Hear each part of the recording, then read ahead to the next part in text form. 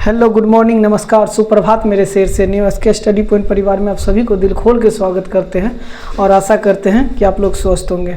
हम लोग ने पिछले क्लास में लेनिन के बारे में चर्चा किया था और आज आप लोग देख के समझ गए होंगे कि आज जो बच्चे ने लिखा है कि हो ची मिन वही हो ची मिन जो वियतनाम के मसीहा हुआ करते थे, उन्हीं के बारे में बोला गया कि उन्हीं के बारे में सर बताइए और हम हो ची मिन लेके आए हैं। जिस तरह हर रोज़ एक मोटिवेशनल लाइन से स्टार्ट करते हैं, आज सोचते हैं कि ये जो मोटिवेशनल लाइन होगी वो लास्ट में होगी और बिहार स्पेशल के लिए, जो बिहार के बच्चे हैं उसके लिए स्पेशल ये मोटिवेशनल लाइन है जो हम लास्ट में करेंगे। आप लोग ज़रूर सुनिएगा कि कैसा लाइन था। तो सबसे पहले हम स्टार्ट करते हैं कि हो ची मिन वियतनाम के रहने वाले थे। क्या थे? वियतनाम के रहने वाले थे और वियतनाम के रहने वाले थे। और याद रखना है, वियतनाम का मसीहा कहा जाता था हो ची मिन ही ने वियतनाम को 1945 में आज़ाद कराया था। जो हम नीचे जाएंगे तो जैसे जैसे नीचे जाएंगे, अगर पूरा वीडियो देखना है तो ज़रूर यूट्यूब के प्लेलिस्ट में पड़ा हुआ है। आप टोटल इतिहास का 8 चैप्टर है, 8 चैप्टर का वीडियो बना है, आप बारी बारी देख सकते हैं। जो भी टॉपिक में आपको दिक्कत हो वो वीडियो आगे करके आप देख सकते हैं। यदि यूट्यूब पे आप नया हैं तो चैनल को सब्सक्राइब कर लीजिए, यदि फेसबुक पर है तो आप ज़रूर फॉलो कर लीजिए। तो चलिए हम स्टार्ट करते हैं। देखिए, हो ची मिन के बारे में अगर 1890 के बारे में जाने कि हो ची मिन ने 1890 में क्या किया था, तो इनका जन्म हुआ था। क्या हुआ था? इनका जन्म हुआ था। कहाँ हुआ था? मध्य वियतनाम में। देखिए, मध्य वियतनाम का कहने का मतलब क्या था कि ये जो इंडो चाइना, इसको क्या बोला जाता था? हिंद चीन। क्या बोला जाता था? हिंद चीन। हिंद चीन में 3 देश थे। कितने देश थे? 3। एक को बोला जाता था लाओस, एक को बोला जाता था वियतनाम और एक को बोला जाता था कंबोडिया। क्या बोला जाता था? कंबोडिया बोला जाता था। ये 3 देश मिलके हिंद चीन का निर्माण किया था, जिसे इंडो चाइना बोला जाता था। और याद रखना है कि लाओस और कंबोडिया पर भारत का प्रभाव था। क्या था? भारत का प्रभाव था। भारत का प्रभाव कहने का मतलब क्या था कि भारत का कल्चर ये लोग अपनाते थे। और ये जो वियतनाम था, वियतनाम में चाइना का कल्चर, इसीलिए इसे क्या नाम पड़ा था? हिंद चीन। ये हिंद का मतलब भारत, चीन का मतलब चाइना। और याद रखना है कि जब कंबोडिया आ ही गया तो कंबोडिया में हिंदू धर्म का सबसे बड़ा मंदिर औरंगाबाद का मंदिर है। क्या, कौन सा मंदिर है? औरंगाबाद का मंदिर है। औरंगाबाद का मंदिर जो सूर्यवर्मन द्वितीय ने बनाया था और ये विष्णु भगवान का समर्पण है। कि कौन सा भगवान का समर्पित है? विष्णु भगवान का समर्पित है। तो इंडो चाइना जो था, लाओस, कंबोडिया, वियतनाम और कंबोडिया और लाओस तीनों देश मिलकर एक इंडो चाइना का निर्माण करता है, जिसे हिंद चीन कहा जाता है। और ये जो मध्य वियतनाम में इनका जन्म हुआ था और ये किसानी परिवार से था। क्या था? किसानी परिवार से था। इनका ना बचपन का नाम क्या था? सिन कुंग था। ये जो हो ची मिन है, इनका बचपन का क्या नाम था? सिन कुंग। क्या था? सिन कुंग, या एक और अन्य नाम से जाना जाता था अंकल हो। क्या बोला जाता था? अंकल हो। अंकल का मतलब क्या? चाचा हो, इनके नाम से जाना जाता था। और याद रखना है कि 1910 जब आ गया, 1910 में इन्होंने क्या किया कि वियतनाम में रह के, क्या किया? वियतनाम में रह के फ्रांसीसी शिक्षा ग्रहण की। कौन सा शिक्षा ग्रहण किया? फ्रांसीसी शिक्षा ग्रहण की। फ्रांसीसी शिक्षा इसीलिए ग्रहण किया क्योंकि वियतनाम में जो उपनिवेश था वो फ्रांस का ही था। वियतनाम जो गुलाम था वो फ्रांस का ही गुलाम था। तो देखिए, आपने समझ गया कि 1910 में हो ची मिन ने क्या किया था? वियतनाम में शिक्षा ग्रहण की थी फ्रांसीसी। 1917 में क्या किया? इन्होंने भाग के रूस की राजधानी मॉस्को चला गया। रूस के जो राजधानी मॉस्को है वहाँ चला गया। रूस के राजधानी मॉस्को कहाँ चला गया? ये जो हो ची मिन था वो 1917 में रूस के राजधानी मॉस्को चला गया। और मॉस्को का जो साम्यवादी सरकार थी, क्या थी? साम्यवादी सरकार, उससे इन्होंने क्या किया कि इन्होंने वहाँ जाके उससे प्रभावित होकर जैसे उन्होंने लौटा तो उन्होंने ऐसा घटना देखा कि रूस को जापान हरा दिया। क्या किया? रूस को 1905 में जापान हरा दिया। चीनी क्रांति हुई 1911 में, जिसका नेता सन्यास सेन था। इन्हीं से क्या हुआ? मोटिवेट होकर वहाँ से आया। इन्होंने सोचा कि हम भी वियतनाम को क्या करेंगे? फ्रांस के चंगुल से आज़ाद करवा देंगे। क्या करेंगे? इन्होंने साम्यवादी से प्रभावित होकर 1925 जब देश लौटते हैं तो इन्होंने एक दल का स्थापना करता है जिसको बोला जाता था वियतनाम क्रांतिकारी दल। कौन सा दल किया था? वियतनाम क्रांतिकारी दल। कौन सा दल का स्थापना किया था? वियतनाम क्रांतिकारी दल 1925 में स्थापना करता है और पुनः एक दल का गठन करता है। क्या करता है? पुनः एक दल का राजनीतिक दल का गठन करता है जिसका नाम होता है वियतनामी communist party, communist party, communist party. Vietnam communist party का स्थापना कब करता है? हो ची मिन 1930 में करता है। और याद रखना है कि इसी को नाम बदल के क्या करता है? इसी को नाम बदल के क्या कर देता है? इंडो चाइना, क्या कर देता है? इंडो चाइना कम्युनिस्ट पार्टी कर देता है। क्या कर देता है? कम्युनिस्ट पार्टी कर देता है। याद रखना, इन्हीं को नाम बदल के क्या करता है? Indo China. इंडो चाइना इसीलिए करता है कि वियतनामी एक क्षेत्र था और ये हो ची मिन चाह रहा था कि लाओस, कंबोडिया और वियतनाम जो बिखरा हुआ देश है उसको इकट्ठा किया जाए, एकीकरण किया जाए। ये हो ची मिन का यही सपना था।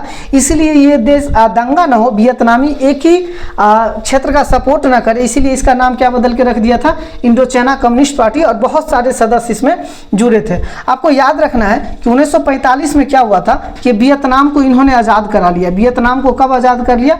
1945 में। आप देखो कि 1945 में इन्होंने आज़ाद कर लिया तो आप देखेंगे कि जितना भी देश आज़ाद होता है उसके बाद एक संधि होती है। क्या होती है? संधि। संधि का मतलब क्या होता है? रूल बनता है कि आपको इस देश को छोड़ के चला जाना है। जैसे आप एड्रियन पॉल की संधि 1829 पढ़ेंगे तो इसके तहत जो यूनान को गुलाम करके तुर्की रखा था उसके तहत क्या होता है कि नियम बनता है कि आप 1832 में चले जाओगे और 1832 में जब कस्तूनिया की संधि होती है तो वो चला जाता है। तुर्की क्या करता है? यूनान को छोड़ के चला जाता है। इसी तरह फ्रैंकफर्ट की संधि हुई थी जब पर्सा फ्रांस के बीच जो युद्ध हुआ था 1870 के बाद। उन्होंने जैसे ही बिस्मार्क खदेड़ के बाहर निकाला था तो फ्रैंकफर्ट की संधि 1871 में क्या हुआ था?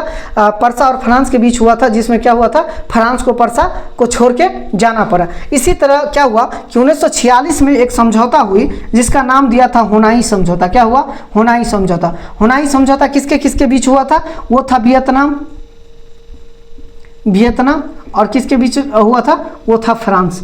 किसके बीच? वियतनाम और फ्रांस के बीच। फिर क्या हुआ कि इन्होंने संधि तो किया, हुनाई समझौता किया वियतनाम और फ्रांस, और नियम बना कि आप यहाँ से छोड़ के चले जाओगे।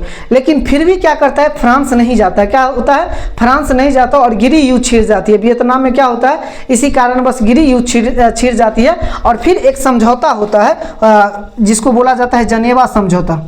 क्या बोला जाता है? जनेवा समझौता। जनेवा समझौता भी किसके किसके बीच होता है? ये भी फ्रांस और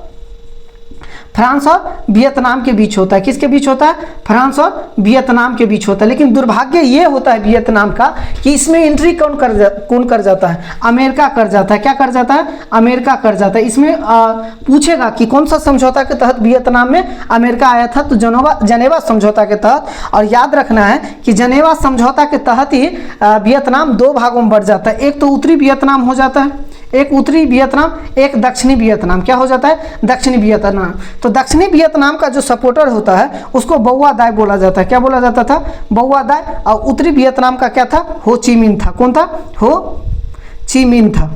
हो ची मिन था। और याद रखना, दक्षिणी वियतनाम को कौन सपोर्टर था? फ्रांस और अमेरिका दोनों सपोर्ट कर रहा था। फ्रांस और अमेरिका दोनों सपोर्ट कर रहा था। और ये जो हो ची मिन था, क्या था?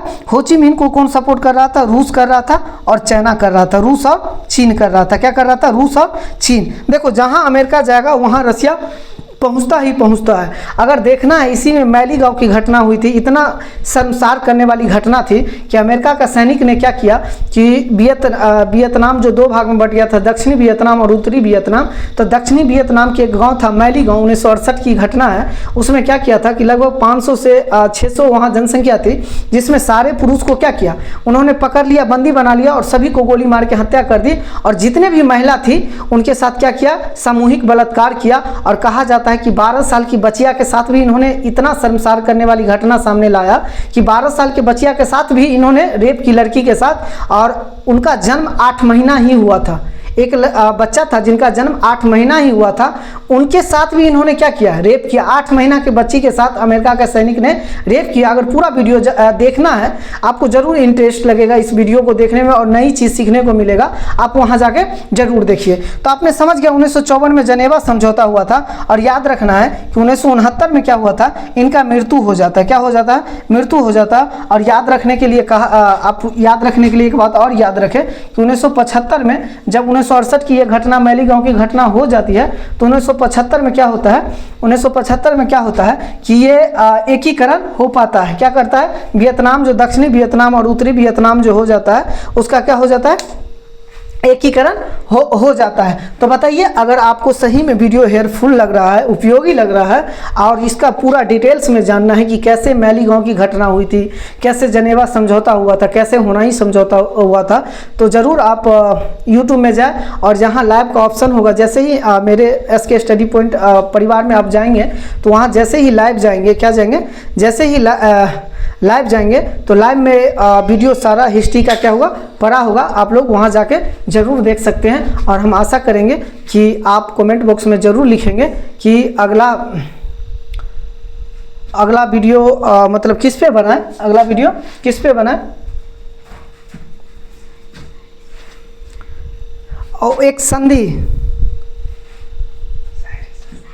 और हाँ, तो अगला वीडियो ज़रूर बताएं। और हम जो भूल गए थे, बच्चों लोग ने याद करवाया कि सर आपने मोटिवेशनल लाइन के बारे में बात कही, आपने अभी तक कही नहीं, तो ज़रूर आप सुनिए कि हाँ, बिहार से जो है उनके लिए है और यही लाइन होता है बिहार के लिए। आप लोग ज़रूर इस लाइन को फॉलो करेंगे। क्या करेंगे कि हमरे यहाँ वीकेंड फ्राइडे सैटरडे और संडे नहीं होता है, कि हमरे यहाँ वीकेंड फ्राइडे सैटरडे और संडे नहीं होता है, हमरे यहाँ तो सप्ताह शुक्र शनिचर और एतवार होता है।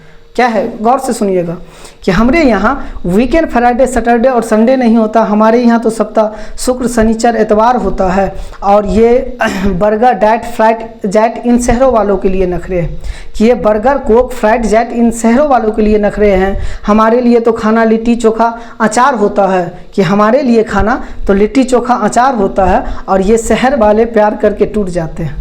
ये लाइन थोड़ा बहुत स्ट्रॉन्ग है, इसको गौर से सुनिएगा कि ये शहर वाले प्यार करके टूट जाते हैं। जब हमारा दिल टूटता है तो सीधे सर पे UPSC सवार होता है, कि ये शहर वाले प्यार करके टूट जाते हैं। जब हमारा दिल टूटता है तो सीधे सर पे UPSC सवार होता है। और आना मेरे गांव में, कि आना मेरे गांव में, कि कैसे सूरज को ज़मीन से प्यार होता है। और इतनी खूबियाँ है मेरे गांव में, कि इतनी खूबियाँ है मेरे गांव में, तब जाके बिहार होता है। इसलिए कहा जाता है बिहार इतना असमर्थ राज नहीं है, असमर्थ राज नहीं है, बिहार मेरा पावरफुल है। बिहार के धरती से ही मैंने गांधी को महात्मा बना के भेजा था। बिहार में मैंने बिहार ही था जो भारत को प्रथम राष्ट्रपति दिया था। गौतम बुद्ध का जन्म बिहार में हुआ। चंद्रगुप्त मौर्य जो पूरे दुनिया को जीतने वाले शासक था, वो बिहार का था।